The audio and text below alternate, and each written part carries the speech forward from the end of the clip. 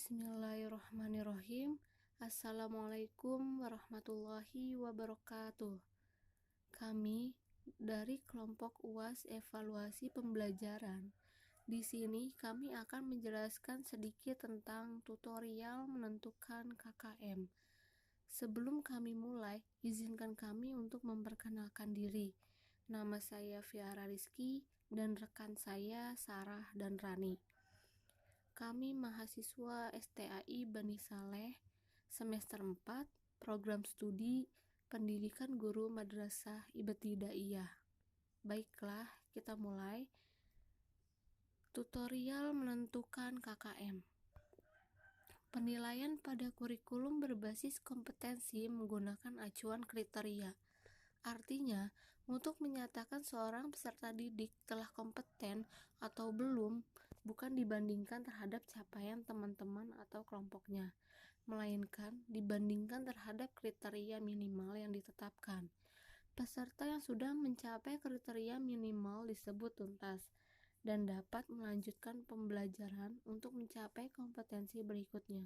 Sedangkan peserta didik yang belum mencapai kriteria minimal wajib menempuh remedial atau ujian ulang. Kriteria ketuntasan minimal yang selanjutnya disebut KKM adalah kriteria ketuntasan belajar yang ditentukan oleh satuan pendidikan dengan mengacu pada standar kompetensi lulusan, mempertimbangkan karakteristik peserta didik, karakteristik mata pelajaran, dan kondisi satuan pendidikan. Dalam menetapkan KKM, satuan pendidikan harus merumuskannya secara bersama antara kepala sekolah, pendidik, dan tenaga kependidikan lainnya. KKM dirumuskan setidaknya dengan memperhatikan 3 aspek, yaitu karakteristik peserta didik atau intake, karakteristik mata pelajaran atau kompleksitas materi atau kompetensi, dan kondisi satuan pendidikan atau daya dukung pada proses pencapaian kompetensi. Secara teknis, prosedur penentuan KKM mata pelajaran pada satuan pendidikan dapat dilakukan antara lain dengan cara yang pertama, menghitung jumlah KD setiap mata pelajaran pada masing-masing tingkat kelas dalam 1 tahun pelajaran. Yang kedua, menentukan nilai aspek karakteristik peserta didik atau intake, karakteristik mata pelajaran atau kompleksitas materi atau kompetensi, dan yang terakhir yaitu kondisi satuan pendidikan atau daya dukung. Nah, di sini ada komponen-komponen yang harus diperhatikan dalam kondisi satuan pendidikan, yaitu yang pertama karakteristik peserta didik atau intake.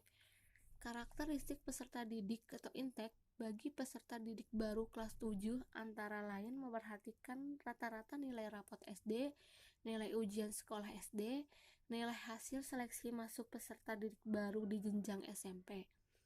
Bagi peserta didik kelas 7 dan 9 antara lain memperhatikan rata-rata nilai rapot semester-semester sebelumnya. Yang kedua, karakteristik mata pelajaran atau kompleksitas. Karakteristik mata pelajaran atau kompleksitas adalah tingkat kesulitan dari masing-masing mata pelajaran yang dapat ditetapkan antara lain melalui expert adjustment guru mata pelajaran melalui forum musyawarah guru mata pelajaran atau MGMP tingkat sekolah dengan memperhatikan hasil analisis jumlah KD, kedalaman KD, keluasan KD, perlu tidaknya pengetahuan prasyarat. Yang terakhir, kondisi satuan pendidikan atau daya dukung. Kondisi satuan pendidikan atau daya dukung meliputi antara lain yang pertama, kompetensi pendidik atau nilai UKG. Yang kedua, jumlah peserta didik dalam satu kelas. Yang ketiga, predikat akreditasi sekolah. Dan yang keempat atau yang terakhir yaitu kelayakan sarana prasarana sekolah. Saya akan menjelaskan tentang model KKM. Jika sebelumnya kita mengenal model KKM yang diterapkan pada satuan pendidikan terdiri dari lebih dari satu model. Dengan kata lain, masing-masing mata pelajaran memiliki KKM sendiri yang berbeda dengan mata pelajaran lainnya karena dianalisis sesuai dengan ketiga unsur tadi, yaitu intake, kompleksitas, dan daya dukung. Maka sesuai petunjuk yang baru satuan pendidikan dapat memilih untuk menerapkan model KKM.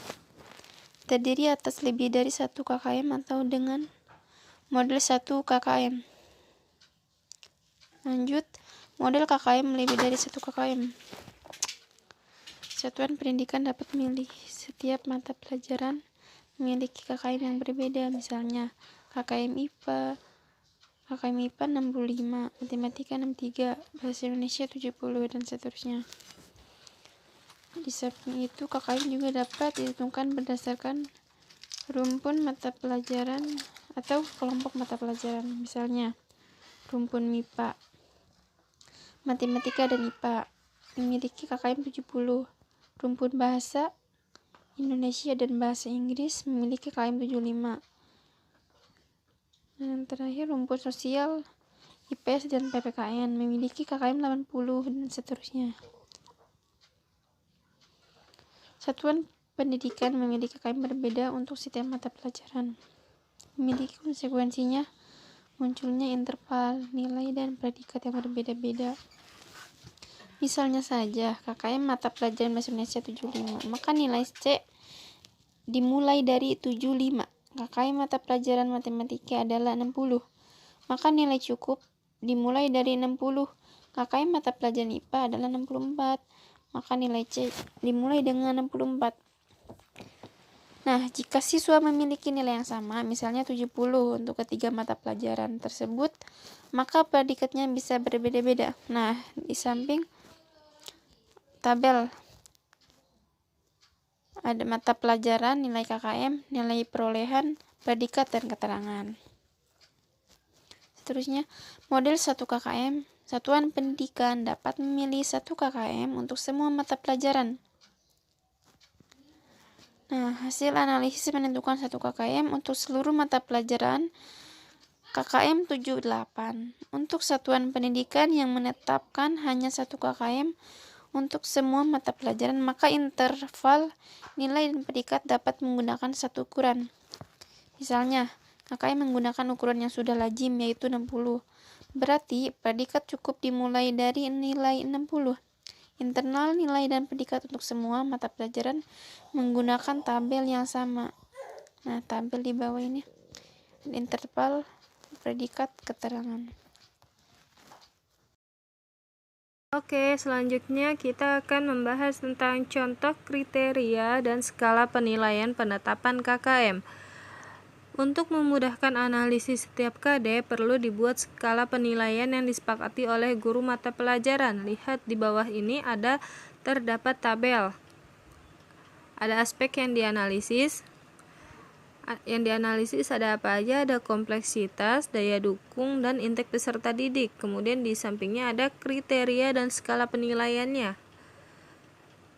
Yang C, menentukan KKM setiap KD dengan rumus berikut. Rumusnya KKM per KD sama dengan jumlah total setiap aspek dibagi jumlah total aspek. Contohnya, aspek daya dukung mendapat nilai 90, aspek kompleksitas mendapat nilai 70, dan yang terakhir aspek indeks mendapat skor 65. Jika bobot setiap aspek sama, nilai KKM untuk KD tersebut adalah 90 ditambah 70 ditambah 65 dibagi 3 sama dengan 75, berarti KKM-nya adalah 75. Kemudian kita membahas dalam menetapkan nilai KKM KD pendidikan. Satuan pendidikan dapat juga memberikan bobot berbeda untuk masing-masing aspek. Lihat di bawah ini ada tabel. Aspek yang dianalisisnya tadi sama seperti tabel yang di atas. Kemudian jika KD memiliki kriteria kompleksitas tinggi, daya dukung tinggi, dan indeks peserta didik sedang, maka nilai KKM-nya adalah 1 ditambah 3 ditambah 2 dibagi 9 dikali 100 sama dengan 66,7. Nilai KKM merupakan angka bulat, maka nilai KKM-nya adalah 67. Yang terakhir, menentukan KKM setiap mata pelajaran dengan rumus KKM mata pelajaran sama dengan jumlah total KKM per KD dibagi jumlah total KD. Sekian dari kelompok kami, kurang lebihnya mohon maaf. Wassalamualaikum warahmatullahi wabarakatuh.